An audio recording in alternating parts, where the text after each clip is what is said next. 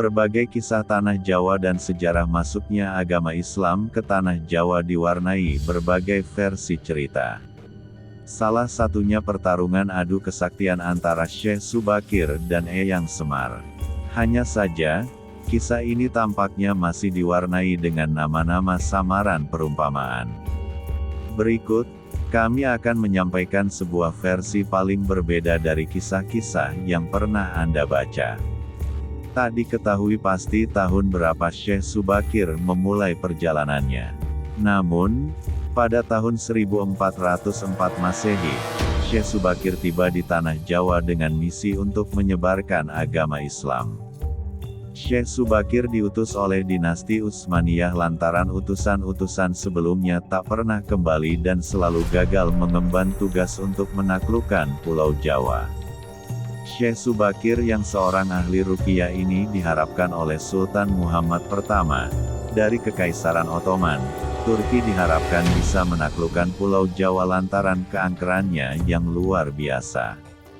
Tak sendiri, Syekh Subakir yang bernama asli Syekh Muhammad Ali Bakir ini ditemani oleh pamannya yang bernama Syekh Maulana Malik Ibrahim.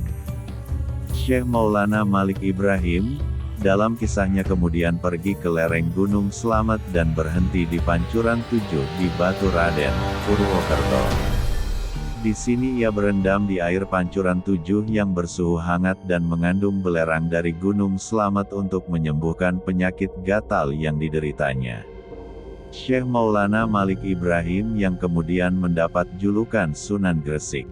Sementara, Syekh Muhammad Ali Bakir atau Syekh Subakir yang mumpuni secara spiritual mencari titik tengah Pulau Jawa yang diyakininya menjadi titik bersemayamnya para dedengkot dari alam jin yang menghuni Pulau Jawa. Pergilah Syekh Subakir ke puncak Bukit Tidar, di Magelang, Jawa Tengah, untuk bertemu dengan salah satu sosok jin yang menguasai Pulau Jawa. Sesampainya di Bukit Tidar, Syekh Subakir bertemu dengan sosok Ismoyo Kertomenggolo, atau biasa disebut Eyang Ismoyo. Eyang Ismoyo yang tahu kedatangan Syekh Subakir untuk menyebarkan agama Islam merasa geram dan bersikeras untuk menolak. Tanpa menunggu lama, pertempuran antara Syekh Subakir dan Eyang Ismoyo benar-benar terjadi. Meski dalam beberapa kisah dikatakan pertarungan itu terjadi 40 hari, 40 malam. Namun, sesungguhnya pertarungan adu kesaktian itu berlangsung lebih dari 40 hari, 40 malam. Eyang Imoyo yang sejatinya telah menganut agama Samawi atau agama yang telah dibawa oleh Nabi sebelum Nabi Muhammad SAW, pun akhirnya memilih kembali pada kesejatiannya yang bijaksana.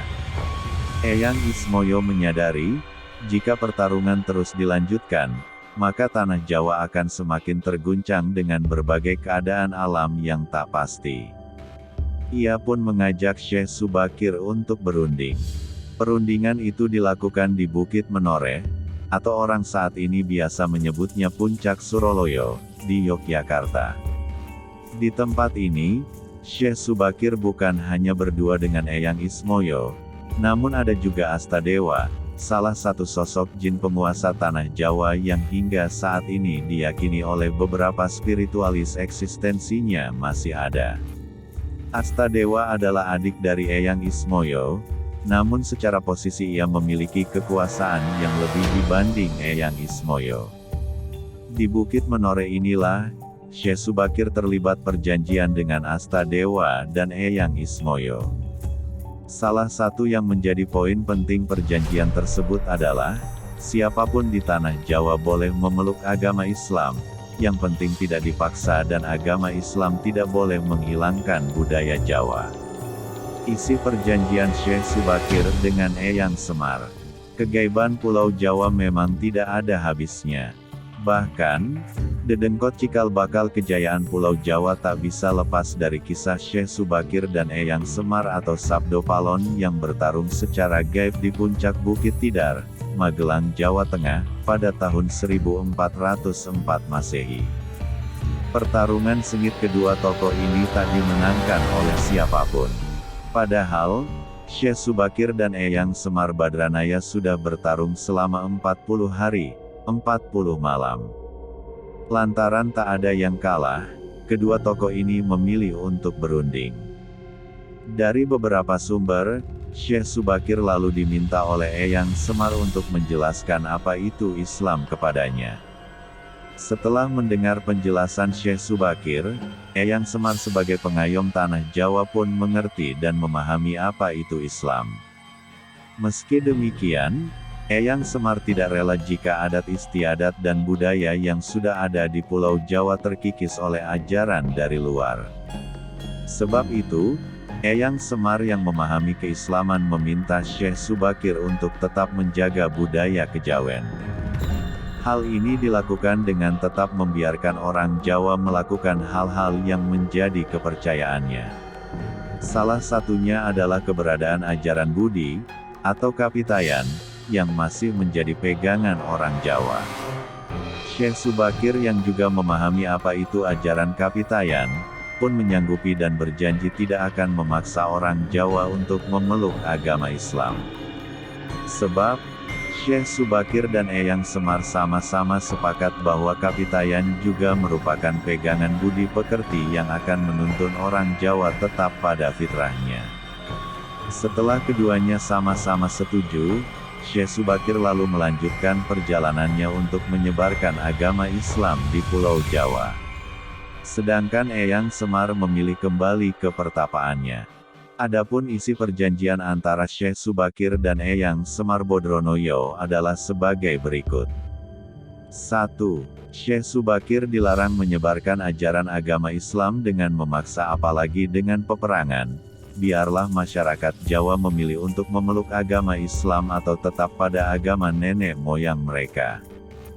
2. Tetap menyampurkan adat dan budaya orang Jawa dalam tempat peribadatan agama Islam, di mana bentuk luar dari bangunan ibadah memiliki bentuk adat Jawa dan di dalam sebagai tempat penyebaran agama Islam. 3. Kerajaan Islam boleh berdiri di tanah Jawa namun dengan syarat raja pertama harus berasal dari keturunan agama campuran, maksudnya adalah misal ayah Islam dan ibu Buddha begitupun sebaliknya. 4. Membiarkan orang Jawa tetap dengan budi pekerti dan segala kepribadian asli orang Jawa pada umumnya. Namun jika orang Jawa sampai hilang Jawanya maka 500 tahun lagi Ki Semar akan kembali lagi untuk merebut tanah Jawa. Eyang Semar atau yang biasa disebut Sabdo Palon Noyo Genggong dalam beberapa kisah juga mengaku akan menagih janji pada Syekh Subakir pada 500 tahun kemudian. Hal ini dilakukan dengan kembali memunculkan kepercayaan orang Jawa kuno. Meski demikian, jika perjanjian tersebut dilanggar, konon akan memunculkan berbagai bencana alam di Pulau Jawa. Demikian, kisah Syekh Subakir dan Eyang Semar Badranaya atau Eyang Ismoyo atau Sabdo Palon. Semoga bermanfaat.